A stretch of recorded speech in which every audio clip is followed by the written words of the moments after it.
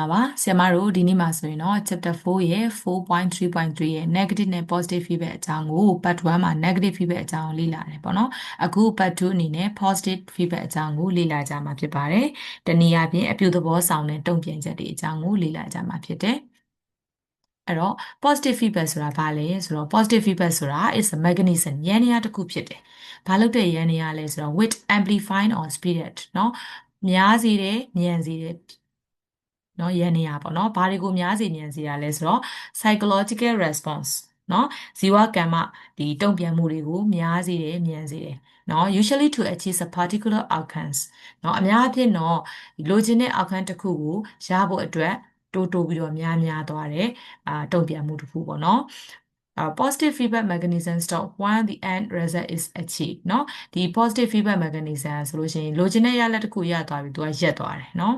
အဲ့တော့သူက negative နဲ့မတူဘူး negative ကကြတော့ပြန်ပြီး normal အခြေအနေရအောင်ပြန်ပြီးတော့ထိန်းတယ်ပြန်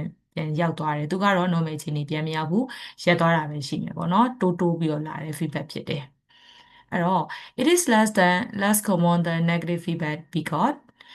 it creates an escalation in response which is unstable ဆိုတာက it is less common than negative feedback ဆိုတော့သူက negative feedback လောက်တွေ့ရတာမများဘူးเนาะ negative feedback ထဲတွေ့ရနည်းတယ်ဘာဖြစ်လို့လဲဆိုတော့သူဟာဆိုလို့ရှိရင်တိုးပြီးတော့တဖြည်းဖြည်းနဲ့တိုးပွားပြီးတော့မှလာတဲ့เนาะ response မျိုးကိုဖန်တီးရတာမျိုးเนาะအဲ့လိုမျိုးတိုးလာတဲ့ဟာက unstable မဟုတ်ဘူးပေါ့เนาะမူရင်းအခြေအနေကိုပြန်ပြီးတော့မရောက်နိုင်ဘူးစားတဲ့တကူတိုးသွားတာဆိုတော့အခြေဟိုပုံတွေ့ရတာနည်းတယ်အဲ့လိုအခြေအနေမျိုးတွေ့ရတာမများဘူးပေါ့နော်အဲ့ဒီ response တွေဟာဆိုရင် can be dangerous or even cause death if it is prolonged အကြာကြီးဆက်ပြီးတော့ဖြစ်နေမယ်ဆိုရင်သူကအန္တရာယ်ရှိတယ်နော်တေသွားနိုင်တယ်ပေါ့နော်ဘာဖြစ်လို့လဲသူက normal အခြေအနေကိုပြန်မထိန်ဘူး unstable အခြေအနေကြီးဖြစ်နေတဲ့အတွက်ကြောင့်မလို့နော်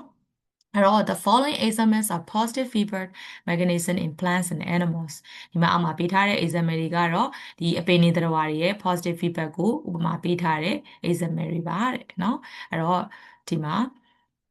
fruit ripening ဒီမှာဆိုရင်အပင်မှာရှိတဲ့ positive feedback အကြောင်းလေ့လာမယ်ပေါ့နော် fruit ripening is an example of a positive biological feedback loop in plants တဲ့เนาะအပင်တွေမှာရှိတဲ့ဒီအသီးမဲ့တယ်ဆိုတဲ့ဖြစ်စဉ်ပေါ့เนาะအသီးမဲ့တဲ့ဖြစ်စဉ်မှာဆိုလို့ရှိရင်เนาะဒီပုံလေးမှာဆိုရင်เนาะဒီ positive feedback ကိုပြောထားတာဖြစ်တယ်ဥပမာဆိုလို့ရှိရင်ဒီအသီးလေးကမဲ့မယ်ပေါ့เนาะဒီအသီးပုံထဲမှာရှိတဲ့ဒီအသီးလေးเนาะအဲ့ဒီအသီးလေးอ่ะဆိုလို့ရှိရင်မလုပ်လိုက်လဲဆိုတော့မှဲ့သွားပြီပေါ့နော်တရသီးလေးတစ်လုံးမှဲ့သွားပြီဆိုလို့ရှိရင်မှဲ့သွားတဲ့တရသီးကနေပြီးတော့ဒီ ethylene ဆိုတဲ့ဓာတ်ကလေးကိုထုတ်ပေးလိုက်တယ်ပြီးတဲ့အခါမှာအဲ့ဒီ ethylene ဓာတ်ဟာဆိုလို့ရှိရင်တခြားသောဟာတွေကိုပြန်ပြီးတော့သူ့ရဲ့ပတ်ဝန်းကျင်မှာရှိတဲ့ဟာတွေကိုထပ်ပြီးတော့မှဲ့စေတယ်ပေါ့နော်စင်ကဲနဲ့ထပ်ပြီးတော့သူ့ရဲ့ပတ်ဝန်းကျင်မှာရှိတဲ့ဟာတွေကစင်ကဲထပ်ပြီးတော့မှဲ့စေတယ်မှဲ့စေတော့ထပ်ပြီးတော့တရသီးမဲ့တွေထပ်ပိုလာတယ်တရသီးတွေမှဲ့လေးထပ်ပြီးတော့ဒီ ethylene ဓာတ်တွေထုတ်လေးနောက်ထပ်ပြီးတော့မှဲ့လေးအဲ့ဒီလိုမျိုးသွားပါတယ်တဲ့နော်ဒီ process of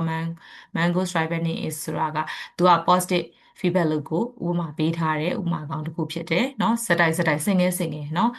မဲ့သွားတာအဲ့တော့ fruit in a pines or mature mangoes နော်တရသီးရင့်နေတဲ့ပေါ့နော်မဲ့လူမဲ့ခင်ရင့်နေတဲ့တရသီးပုံထဲမှာရှိတယ်နော်တရသီးတွေဟာဆိုလို့ရှိရင် ripen မဲ့ကြတယ်နော် one after another very quickly တစ်လုံးပြီးတစ်လုံးမြန်မဲ့တယ်နော်အဲ့တော့ this will begin with the first mango to ripen အဲ့ဒါဘာကြောင့်လဲဆိုတော့ပထမဆုံးတရသီးကစပြီးတော့မှဲ့လိုက်တဲ့အခါမှာတစ်လုံးပြီးတစ်လုံးစတိုက်မှဲ့တာဖြစ်တယ်နော် once ripe ဆိုတာပထမအဆုံးတစ်လုံးစပြီးတော့မှဲ့လိုက်ပြီဆိုတာ ਨੇ it give or a gas called ethylene သူက ethylene gas ကိုထုတ်ပေးလိုက်တယ်နော် through its skin ပေါ့သူ့ရဲ့အရေပြားကိုဖြတ်ပြီးတော့သူ့ရဲ့အခွန်ကိုဖြတ်ပြီးတော့ ethylene gas ကိုထုတ်ပေးလိုက်တယ်နော်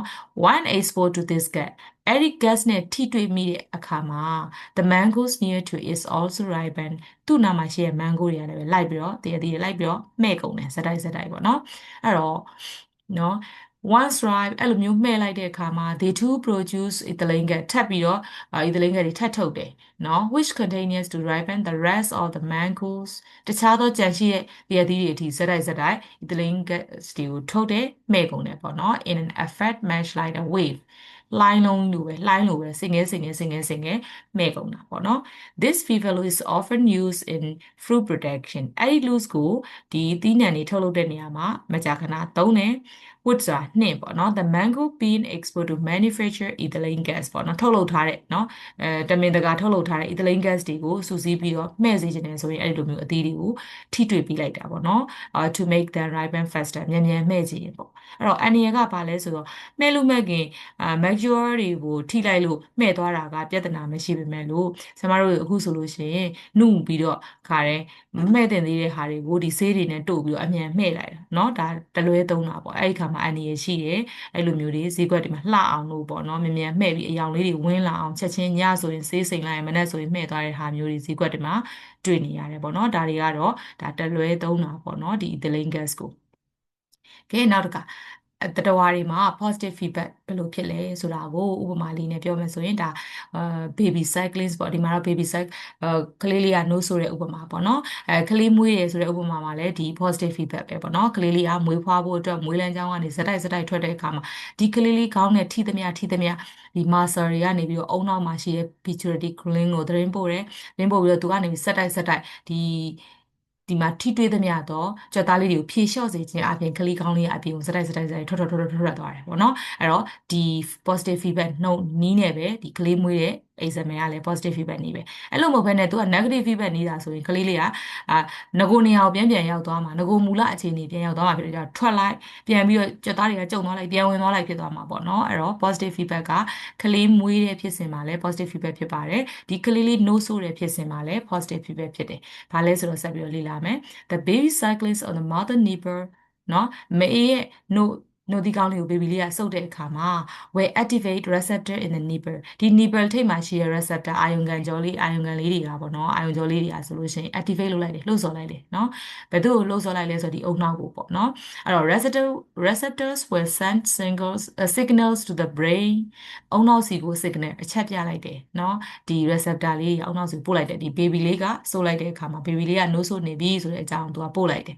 view အဲ့မှာတစ်ဆင့်เนาะ neuron ဒီအာယုံကြောလေးတွေဟာအာယုံခံလေးတွေအာယုံကြောလေးတွေဟာ telling the pituitary glands pituitary gland အုံနောက်ထဲမှာရှိတဲ့ဒီ pituitary gland လေးကိုပေါ့เนาะသတင်းပို့လိုက်တယ်ပို့တဲ့အခါမှာ to release two important hormones ဒီ pituitary gland ကနေပြီးတော့အရေးကြီးတဲ့ importance hormone နှစ်ခုကိုထုတ်ပေးတယ်เนาะ prolactin နဲ့ oxytocin ဆိုပြီးတော့နှစ်ခုကိုထုတ်ပေးတယ်เนาะဒီမှာကလေးလေးကဒီမှာ no ဆိုလိုက်တယ်ဒီကနေပြီးတော့ဒီအုံနောက်က pituitary gland ကိုသတင်းပို့တော့အဲ့ဒီကနေပြီးတော့ဒီမှာရှိတဲ့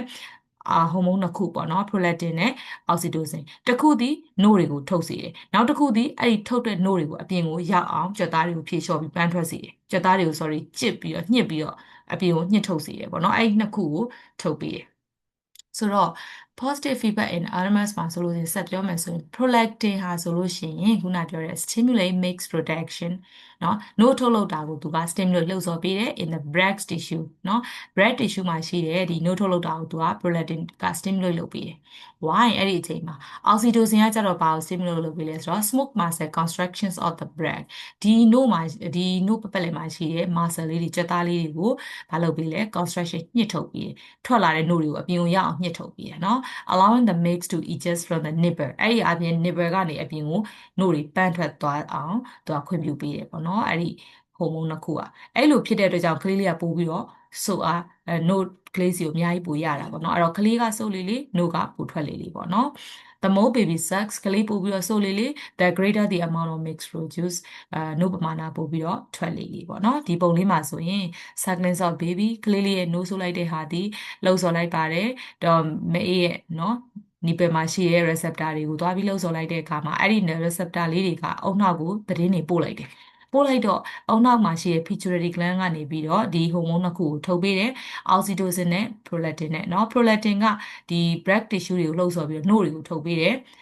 အောက်ဆီတိုစင်ကကြတော့ဒီဘေးနားမှာရှိတဲ့ muscle တွေကို nipple ဘေးနားက muscle တွေကိုညှစ်ချင်းအပြင်ပေါ့နော်နှုတ်တွေကိုအပြင်ကိုထွက်စေတယ်ကလေးစီကိုရောက်စေတယ်ပေါ့နော်အဲ့တော့ဒီဖြစ်စဉ်လေးอ่ะဆိုရင်ဇက်တိုက်စင်ကဲဖြစ်သွားတာတိုးလာတာကလေးကနှုတ်ဆိုးလေးသူကထွက်လေအဲ့တော့ကလေးကနှုတ်ဆိုတာကိုရက်လိုက်မှသူလည်းပဲရက်သွားမယ်ပေါ့နော်ဒါစင်ကဲဖြစ်စဉ် positive feedback loop ကိုဥပမာပေးထားတာဖြစ်ပါတယ်ဒါဆိုရင်တော့ဆရာမတို့ကဒီနေ့မှာတော့ဒီနှစ်ခုပေါ့နော်နောက်တစ်ချိန်မှာတော့ chapter 5မှာရှိတဲ့ chapter 5ကိုသွားတော့မှာဖြစ်တယ်ပေါ့နော်အဲ့တော့ positive feedback နဲ့ negative feedback ကမတူတာနှစ်ခုကပါလဲဆိုတော့ negative feedback ဒီ normal ကိုပြန်ရောက်သွားတယ်เนาะ positive feedback ဒီ single ဇက်တိုက်ဖြစ်တဲ့ normal ကိုပြန်မရောက်ဘူးအတွေ့ရနဲတယ်ဇက်တိုက်ဖြစ်နေလို့ရှိရင်သူကအန္တရာယ်ရှိနိုင်တယ်ဟုတ်ပြီနော်သူကတော့ normal ကိုပြန်မရောက်နိုင်တဲ့အတွက်အန္တရာယ်ရှိတယ်ဒီလိုမျိုးနှစ်ခုခွဲခြားပြီးတော့သိဖို့လိုတယ် example ကောင်းတွေကတော့ဗာလဲဆိုတော့ဒီ positive feedback မှာအတိမဲ့တဲ့ example နဲ့ကလေးလေးနိုးဆိုတဲ့ example ပေါ့နော်နောက်ထပ်ပြီးတော့ပြောမယ်ဆိုရင်တော့ကလေးလေးမွေးတဲ့ဖြစ်စဉ်ပေါ့ဒါတွေက positive feedback လူတွေကိုပြောထားတဲ့ဥပမာလေးတွေဖြစ်ပါတယ်ဟုတ်ပါပြီဒါဆိုလို့ရှိရင်ဒီမှာပဲရက်လိုက်ပါမယ်ဒီလာသူတွေအားလုံးအဆင်ပြေကြပါစေ